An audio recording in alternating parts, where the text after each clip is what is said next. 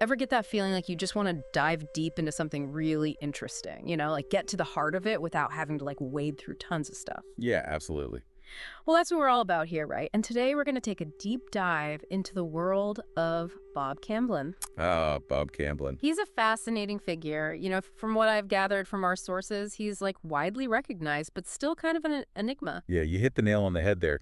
His work is, highly sought after, but it's surprisingly hard to come by. It's true, which honestly makes it even more intriguing. Right. So, to get into all this, we've got a really great collection of material to work with. We've got excerpts from this book, Bob Camblin Quotes and Other Mysteries, so we get straight to his thoughts there. Always a good place to start. Then there's a full biography, which gives us the life context. Yeah, the background. A YouTube transcript, somebody who was analyzing his lithograph Air. Yeah, we'll get into that. And there's also passages from Zen and the Art of Enlightenment, Volume 1, because apparently Camblin's drawings were featured in that. Oh, wow. And then, to top it all off, we've got this PDF that's just chock full of historical info, like book reviews and biographical details and things like that. So our mission, I guess you could say, in this deep dive is to, really get under the skin of Bob Camblin. That's it. Yeah, to explore those central themes and those, really captivating paradoxes that we see kind of woven through his art and his whole perspective. And, I think his own words are the perfect place to begin. He really sets the stage for understanding his whole multifaceted approach. I completely agree. One of his quotes that really jumped out at me right from the beginning was his desire to find this balance between science and magic in the intensely bright gray. It's like he's planting himself right in this fascinating in-between space right off the bat. Yeah. It reminds me of how people were feeling after World War II, disillusioned with this kind of black and white either-or thinking. Oh, interesting point. And, around the same time, other fields were starting to get into system theory and how everything's connected. Oh, I see. So it was like a broader intellectual shift. And even later, in his own Mouché's Volante style, we see this visually, all these separate dots, creating a whole image through their interaction. It's like a visual representation of that gray area. Oh, wow. That's a really cool connection to his later work. I hadn't thought of that. Yeah, I think that idea of gray really points to this rejection of rigid divisions. He's embracing the interconnectedness of things that seem like opposites. It's a thread that runs through his whole journey. It does, doesn't it? Okay, so to give us a bit of context, let's rewind a bit back to his beginnings. He was born in Oklahoma in 1928. Oklahoma, okay. And it sounds like art was practically in his blood. Both his parents were artists. Oh. They exposed him to all these different mediums from a really young age. So it's like he was born into it. And his early years in Ponca City, it seems like they were really important too. You've got the Grand Marland Estate and the Pioneer Woman statue, all these powerful landmarks. Yeah, strong artistic and historical statements right there in his hometown. And even something as simple as the local cinema showing The Wizard of Oz during his childhood that could have added a layer of whimsy, Totally. All feeds in. It's like this rich and varied environment for a young, developing artist. Absolutely. And then on top of all that, he also had this really close bond with Forrest Harrisberger. Their friendship, it seems like, it was built on a shared passion for drawing and, as one source put it, good vibes. It's those simple, genuine connections that can really nurture creativity. Totally. Those informal creative connections, they're so vital. Then there's his service in the Korean War. That must have been a huge turning point. Oh, yeah, absolutely. A defining experience for sure. And right after that, he enrolls at the Kansas City Art Institute on the GI Bill. Okay. So the war and then art school. It's like all these experiences really broadening his horizons and shaping his worldview. For sure. And get this, he was a total bookworm. Emerson, the I Ching, haiku, and haiga all over the place. That's fascinating. Such a range of intellectual influences. Right. It's pretty amazing. And the biography even mentions that his art often mirrored that kind of concise beauty and those deep observations you find in haiga. It makes sense. Hmm. Haiga, with its combination of image and poetry, it really emphasizes that distillation of essence, both visually and conceptually. It's like capturing a whole world in just a few brushstrokes and carefully chosen words. Exactly. And then he gets this Fulbright scholarship to Italy. Italy, wow. I feel like this is where things really start to take shape for him. Yeah, Italy's like an art lover's dream. He was completely mesmerized, apparently, by those grand masters at the Uffizi Gallery, but then he was also deeply affected by the Capuchin catacombs. Oh, the catacomb. With those kind of abstract, figurative mummies, I guess you could call them. That's quite a contrast. From Renaissance masterpieces to, preserved human remains. Let's talk about a spectrum of inspiration. It makes you wonder how those two things together, influenced his development. I know. On one hand, you have the height of artistic beauty and skill, and then on the other, something much more visceral, even a bit morbid. Yeah.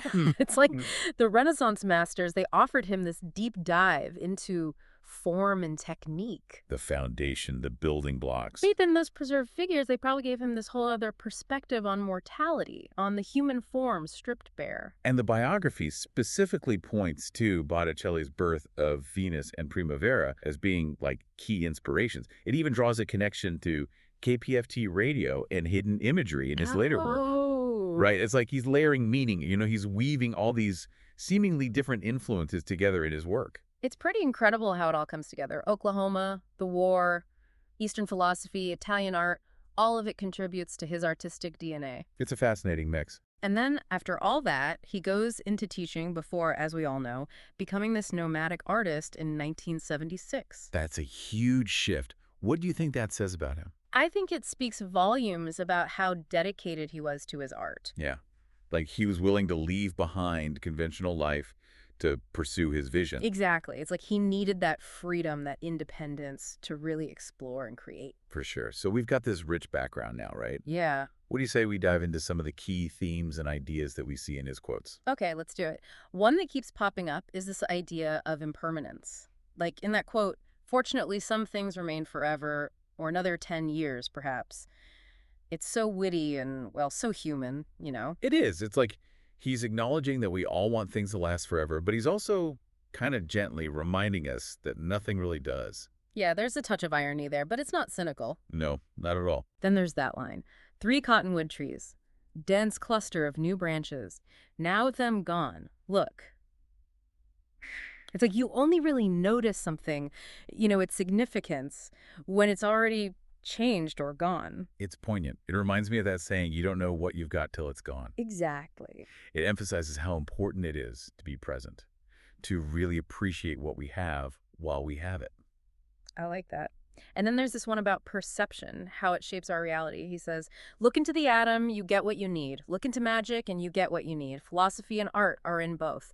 It's like he's saying reality isn't fixed, but it's molded by how we choose to see it. Right. It's like both science and mysticism. They can be valid paths to knowledge, depending on who's looking and what they're looking for. That's a really cool way to put it. And he definitely embraces paradox, right? Like striving for the perfectly average in order to see miracles in both science and magic. It's about finding the extraordinary in the ordinary, wouldn't you say? Yeah, exactly. He's opening himself up to the full spectrum of experience, the mundane and the miraculous, all mixed together. I love that. And intuition, that seems to be a big one for him too, he says. The sixth sense is to be, without a doubt, senza dubio, no doubt. It's like he's saying trusting your gut is the source of deep knowing. Yeah, like it's beyond logic. It's this deeper, more instinctive kind of knowing. Intriguing. And there's also this very clear connection to nature running through all his quotes. Like that one, find something in nature that completes you and then surrender. It suggests this kind of letting go, a trust in something bigger than yourself. Yeah, surrendering to the wisdom of the natural world. It's about finding harmony and letting go of control. Letting go of control, that's key. And then there's this quote that feels like his personal philosophy in a nutshell. It's about evolution through effort and belief. He says, the light is all you need. The end is to evolve by doing the best you can. The means is to amplify what you're doing and believe. So much packed into those few words. It's powerful, right? He's emphasizing this combination of inner conviction and outer action. And that light, it could be knowledge, inspiration, or even this kind of inner compass. It could be so many things. Right. And he talks about balance, patience, freedom, those core ingredients for a good life. The essentials. Then there's this really thought-provoking statement. He says, in silence, the reality can be maintained. It's almost mystical, It is. It's like he's saying that all the noise, both internal and external, it can actually block us from experiencing a deeper reality. And silence, it creates space for that connection. That's really beautiful. And then there's this one about love, which is a bit, well, unexpected. True love moves to indifference to protect itself. It's like he's saying that even love needs boundaries. It's a bit cynical, but it also rings true in a way. Sometimes we do pull back from deep connection to protect ourselves from getting hurt. I guess that's true. Okay, this next one, I really love this one. Sublime in the ridiculous. Look for the forgotten, but become what you are, less only is. It's like he's packing so much meaning into these few words. Yeah, it's multi-layered. He's talking about finding beauty in unexpected places, valuing things that society often overlooks. It's about embracing your true self, stripping away all the unnecessary stuff to reveal the core of who you are. Yeah, it reminds me of minimalism getting to the essence of things, both in the world around us and within ourselves. And then he goes on to redefine art itself. He says, art is not just images. Art for art's sake has become art for life's sake, or art for my sake, or art for survival's sake. It's a real shift from art as this purely aesthetic thing to something much more vital, more essential. It's like he's saying art has to have real meaning, a connection to life itself. Yeah. And then there's this one that's like a call to action. He says, step off the train of thought to find the power that is no power, to do the work that is not work, to laugh the true laugh. Bending is not bowing. It's about finding a new way to experience reality, one that goes beyond our usual thinking and striving. Yeah, it's about embracing this kind of effortless action and authentic joy. Effortless action. That's a nice way to put it. And bending is not bowing. Mm. That's really powerful, too. It's like, be flexible, adapt, but don't compromise who you are. So much wisdom packed into these quotes. And then there's this one where he contrasts thinking and acting. He says, when you think, don't act. When you act, don't think. That's very Zen. It's about being completely present in each moment, whether you're thinking or doing. And it's about avoiding that paralysis that can come from overthinking, right? Yeah, or making mistakes because you're acting without thinking things through. It's about finding that balance. Then there's this passage where he talks about feeling connected to the cosmos just by observing nature. He says, the cosmos waves, as me with tree leaves, sun-heated air moves across the electrons of my skin. Sunlight reflects those greens, first white, then yellow-green, and in deep shadows blue. It's so vivid and full of sensory detail. It's beautiful. He's finding the universal in these everyday experiences. It really is, and he even sees experience itself as this kind of performance, he says. On the tower we set, facing the clouds, Act 1, the White Mountains, Act 2, the cold wind, Act 3, the lightning, we leave before the show is over. It's like he's embracing the incompleteness of life. Yeah, like maybe it's not about the ending, but about the whole process of unfolding. Okay, this next one, I relate to this one so much. He says, much better than arguing is to look at my watercolor palette. I feel that. Sometimes words just get in the way. Sometimes you just got to step back and appreciate something beautiful. And then, even in his seemingly simple observations, there's so much depth. Like that one about white is light, black is absence of light. But people are seen. It makes you think about perception in a whole new way. It's like even our basic understanding of things like light and dark, they don't always capture the complexity of human experience. So true. And this next one, this just delights me. Well, that's enough about me, Mother Nature. Let's talk about you. What did you think of my last picture? It's so playful, yet so respectful at the same time. It's like he's having this intimate conversation with nature. Exactly. He's not just observing it, he's engaging with it. Yeah, it's a real relationship.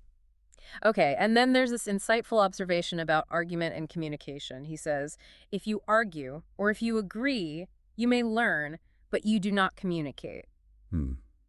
It's a subtle distinction, but an important one. He's saying real communication, it's about more than just exchanging information or finding common ground. It's about a deeper level of understanding and connection. It's about really seeing the other person. Right. And his thoughts on revolution versus evolution, really interesting. He says, revolution leads to changes. Evolution is change. The first will be man's misunderstanding. The second is understanding the balance will be found in our minds, individually now, perhaps collectively later. It's almost like he's saying real change comes from within. Yeah, it's about inner transformation as the foundation for lasting change. It's a hopeful vision, don't you think? It is. And even in his seemingly simple observations of nature, there's always this deeper meaning. Like when he describes starlings perched on those broken branches where no new buds are growing, it's like a metaphor for resilience in the face of adversity. Yeah, it's like he's using those small moments in nature to reflect these larger human experiences of loss, perseverance, the whole cycle of life and death. It's amazing how he does that. And then other times, his descriptions of nature are just so beautiful and evocative, like when he describes those dragonflies or those shimmering tapestries of light. He's a poet at heart, isn't he? He really captures the beauty of these fleeting moments in nature. He does, and sometimes he throws in these really unexpected juxtapositions, like San Gimignano, calamari to oblivion, strange ways of magic. It's so delightfully bizarre. It's like he's reminding us that magic can be found anywhere, even in the most mundane things. It's about being open to the unexpected, to the mystery that exists all around us. So yeah, Camblin's quotes, they're more than just words. They're like these little windows into his mind, his philosophy, his way of seeing the world. And all of this, it directly feeds into his art. It does, doesn't it? Okay, let's talk about his artistic philosophy and those really unique techniques he developed. Yeah, let's dive in. The biography points out that he was really trying to go beyond traditional art criticism and those like commercial pressures. He wanted to communicate directly with the viewer's soul. That's a powerful intention. It is, and it really echoes those ideas we saw in his quotes, you know? Totally. It's about authenticity, connecting on a deeper level. So his early work, it was abstract impressionism. Okay, classic starting point. But then he develops this really distinctive style called mousses volantes. All these intricate patterns of dots and dashes that create these optical illusions. Mousses volantes, that's an interesting term. What does that even look like? So picture this, he's applying these tiny dots and dashes to the canvas, right? Okay. And when you look at it, it's like this shimmering, almost vibrating surface. It's like the forms, they appear and disappear as you look at them. That's trippy. It is, and it's directly inspired by those radical ideas of Dada and surrealism, you know, that focus on messing with perception, exploring the subconscious. Oh, I see. Like how the mind makes sense of visual information. He's playing with that. Exactly. It's so clever. And then another thing that's really interesting about him is his love of collaboration. Yeah, he was a big collaborator. He formed these groups, Beanie Productions and Holding Firm, with other artists. It's cool how he embraced that, you know. It challenges that whole myth of the solitary artist. It does, and it shows that he valued the synergy, the creative energy that comes from working together, bouncing ideas off each other. Yeah, like more than just one mind at work. And then there's that whole thing about him signing his works as just anonymous. Oh, yeah, that's a statement right there. It's like he's intentionally trying to submerge his ego, his individual identity as the artist. It's like he's saying, the art speaks for itself. It doesn't need a name attached to it. Right. Later on, he produces the Big Al series and this multimedia piece called Descent from the Cross. Okay, so we see him evolving, pushing his boundaries. Exactly. These later works, they really show off his technical skills and his ability to tell stories with symbols. Yeah. He's weaving together complex narratives, evoking emotions through those chosen mediums. It's powerful stuff. And apparently he wanted to remake Goya in 20th century terms. Those were his words. And he intentionally kept some mystery in his art, too. Remaking Goya, that's ambitious. It is. What do you see as the connections there? Well, they both weren't afraid to look at the darker side of humanity, the absurdity, even the cruelty of life. Yeah. But Goya was very much rooted in his time, depicting those historical events and social critiques directly. Whereas Camblin, he delves more into the internal world. He's using abstraction, unconventional materials, all of that to explore the landscapes of the mind. That's his 20th century spin, I think. That's a great point. And it's interesting how his early work was more socially engaged, focusing on protest and things like that. But then it shifts to this exploration of symbols, influenced by Cremona and even Etruscan figurines. It's a clear evolution, right? From the external world to this inner world of personal symbols. And his drawings, they weren't just sketches, right? Oh, no. They became these huge finished pieces in their own right, full of personal symbols and these deliberate corrections. Yeah, those corrections are interesting. Like he's inviting us to see his process, his revisions. Yeah, and those symbols, they just beg for deeper interpretation. There's so much going on beneath the surface. There is. And then, in the 60s, he tries to combine the poetry of Hugo van der Goes with the raw emotion of Goya. Whoa. Right? Talk about a specific and ambitious artistic vision. It shows just how deeply he understood art history. He's not afraid to experiment, to blend influences. And then in the 70s, things take this mystical turn. He's really trying to evoke those subjective states of mind through his art, using recurring motifs like puppets, scarecrows, and skulls. Those are some powerful images. What do you make of them? I think they speak to those deep, universal themes. Vulnerability, transformation, mortality. It's like he's tapping into the unconscious, exploring those hidden parts of ourselves. And his drawings, they become so complex with hidden elements, words that are both clues and red herrings. It's like he's creating these visual and intellectual puzzles. He is. He wanted to challenge the viewer, to make them think, to look closer. Right. It's not passive viewing. He's demanding our participation. And he really believed in the power of the visual experience itself. He said, seeing should be believed over verbal explanations of art. It's like, trust your eyes, trust your intuition, more than any explanation you might hear. Yeah, don't let words get in the way of the direct experience. And then there are those data problems he incorporated into his drawings, these little codes and traps to playfully mess with the viewer. He's playing with us, adding another layer of complexity, encouraging that playful exploration. And that whole idea of his work being like guerrilla warfare on a word-oriented culture, that's a statement right there. Yeah, he was fighting for the power of visual communication in a world that was maybe too focused on words. And those hidden surprises in his paintings, they're designed to make us question our assumptions about reality. It's like he's saying, hey, there's more to the world than you think. It's about shaking things up, waking us up from our complacency. It's a challenge to see things differently. And then in his later work, he mixes drawing and watercolors in this really intricate way. It creates these deep illusionistic surfaces with images hidden within them. You really have to look closely to see the detail, the sensitive draftsmanship. It's like those hidden images, they slowly reveal themselves to the patient viewer, and the discovery is that much more rewarding. It's like he's saying, take your time, pay attention, and you'll be rewarded. True understanding takes effort. Okay, so we've talked about his work and his philosophy. What have other people said about Camblin? Oh, lots of interesting things. Yeah, there was this review of a book about him called The Art of Everything, and it describes his art as a series of questions disguised as images. It's framed as this ongoing conversation between art and philosophy, exploring those big questions about life, the absurd and the profound. It really captures that duality, doesn't it? The Yeah. playfulness and the depth. And the reviewer points to some recurring motifs in his work. The figure four trap, a tattooed arm, a frog, stillness. All of these are interpreted as paradoxes and meditations on impermanence. Those symbols, they likely had personal significance for Camblin. But they also tap into these universal themes, like being caught, marked by experience, stillness amidst change. It's all about how things are constantly shifting, and yet there's something constant underneath it all. In the book itself, it's described as offering questions and riddles rather than answers, kind of like those Zen koans. It's that same idea, right? Provoking thought, stimulating self-reflection. It's not about giving you the answers, but about helping you find your own. I love that.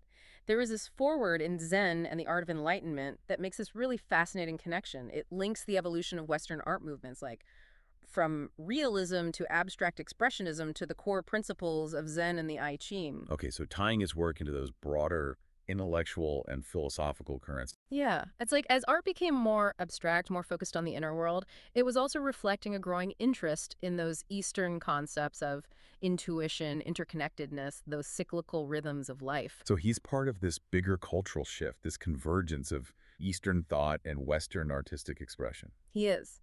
And the review emphasizes how Camblin blends abstraction with symbolism, which really makes the viewer think. Yeah. It describes his art as a portal to heightened awareness, like a catalyst for self-discovery. Yeah. It's like he's inviting us to not just look, but to really see, to engage with the work on a deeper level. And now for some personal perspectives, Pete Gershon calls him this mystical trickster figure ripe for rediscovery. Oh, that's perfect. It captures that enigmatic quality, that sense that there's always more to discover with Camblin. Exactly. And George O. Jackson Jr., he calls Camblin's art a portal into truly experiencing art, and he even calls Camblin himself a distillation of art. Wow. High praise. It is. It's like he's saying you can't really separate the art from the artist. They're one and the same.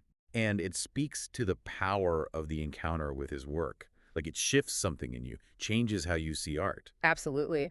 And Earl Staley, he actually learned to draw and paint from Camblin. He calls him one of the major creative forces in the Houston art scene. So we see Camblin as a mentor, a teacher, someone who inspired others. And Penny Serling remembers him as someone who questioned everything and really loved those collaborations. Sounds like a lively presence. Oh, yeah. Apparently there was a lot of laughter involved. Carolyn Farb describes him as this free spirit who made really personal autobiographical art. That makes sense. We see that personal element woven through everything he did. And even the Southwestern Historical Quarterly, they acknowledge how the biography shows both sides of Camblin, his achievements and his personal life. It's a balanced portrait, acknowledging both the art and the man. And Earl Staley's account of their friendship is particularly moving. He talks about their shared studio, those collaborative projects, Camblin's nomadic years, his mysterious return visit right before he died, and those ongoing efforts to keep his work alive. It's really touching. It reminds us that behind the art, there's a real person with relationships and a life lived. Okay, let's talk about that air lithograph now. Okay, yeah. It's described as a visual meditation on the impermanence of thought and language. That theme of impermanence, it just runs through all his work, doesn't it? It's a central thread for sure. So in the lithograph, you have these drifting fragments of text, this huge luminous sky, and then the solid rocky landscape. Okay, so we have this contrast between the ethereal and the grounded. Exactly. And those Scatty's words, they really emphasize how fleeting our thoughts are, Yeah. how they come and go like clouds. Yeah. The analysis links it to Zen philosophy, particularly those ideas of interconnectedness and impermanence, that concept of shunyata. Shunyata. Yeah, it's often translated as emptiness, but it's not about nothingness. It's more about the potential from which all things arise and to which they return. Okay, that makes more sense. So those floating words in the lithograph, they represent those fleeting thoughts, those expressions that eventually dissolve back into that emptiness.